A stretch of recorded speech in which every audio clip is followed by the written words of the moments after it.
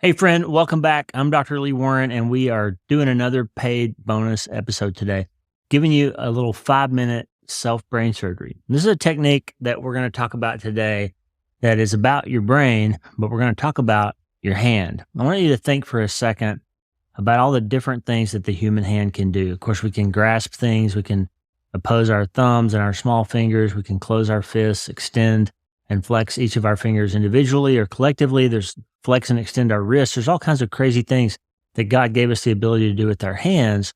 But two of them specifically that I want to talk to you about for a minute, and I promise it'll be related to brain surgery in just a second.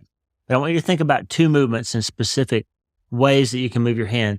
When you take your hand and you turn it this way, that's called supination. And when you turn your hand this way, that's called pronation. And so supination, pronation. Somebody in medical school told us the way to remember that is that you can cup your hand to hold some soup. And that's a supinated position. You could have a handful of soup. I'm not sure why you would want to do that. But if you had your hand in a pronated position, you couldn't hold on to the soup. It would spill out.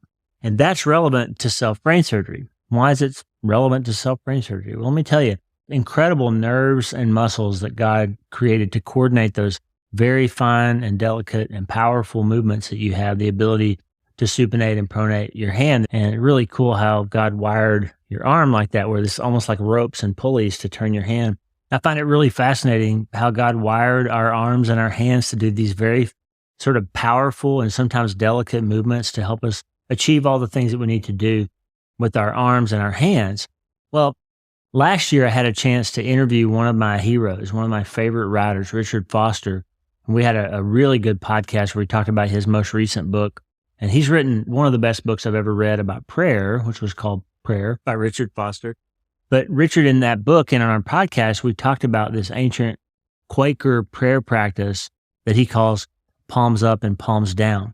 And what he wants us to do with that prayer practice is to have a mental image and tie it to a physical action, which is a great self-brain surgery technique. When you have a physical action that you can connect to a mental image, and you understand how your mind and your brain and your body connect to one another.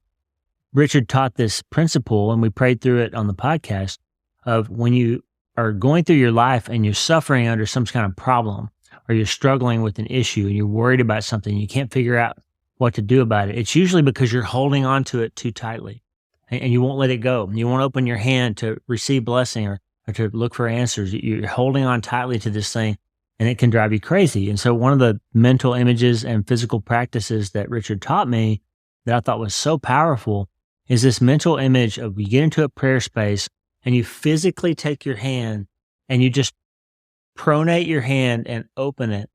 And you're going to tell God that you're going to let that thing go, that thing that you can't figure out, that problem that you're dealing with, that issue that you're carrying and you're getting so tired of carrying it on your own power. And you just don't know what to do with it. Richard says, just in your mind and with your body, just say, God, I'm going to turn this over to you. I'm going to literally pronate my hand and open it, and I'm going to release that problem. I'm going to pronate that problem and let it go. Just let it go and let you have it. And then at the same time, now I may have relieved myself of carrying this problem, but I still don't have the solution. And in order to get to the solution, I need help. And I need to mentally see myself and physically see myself asking God to fill me up with the thing that will solve the problem that I'm dealing with. They'll fill me up with the knowledge, the wisdom, the power, the tools, the space to think about the things in the appropriate way. So once you pronated that problem and let it go, then just supinate your hand. And now you're in a posture to receive answers, to receive blessings, to receive peace, to receive wisdom, to receive the intelligence and the solution to the problem that you've been carrying. And so I think it's a great thing to implement in your prayer practice. If you have a moment when you're dealing with something, you're really struggling with it, just let yourself use that pronation, supination of your arm, and see that powerfully, letting in your mind, letting yourself see that problem falling away. Your willingness, your necessity, your burden of carrying it yourself, you're going to open that hand, and you don't have to do anything to make it go away. You're just going to stop gripping it so tightly, and God will take care of that. And then he's going to say, hey, supinate your hand and let me fill it up with the stuff that you need to really get through this. This will help you if you're dealing with some kind of trauma or tragedy or grief or massive thing, if you're sad or sick or stressed or stuck or just dealing with something that's making you feel frustrated. Then I think one of the reasons might be that you're holding on too tightly.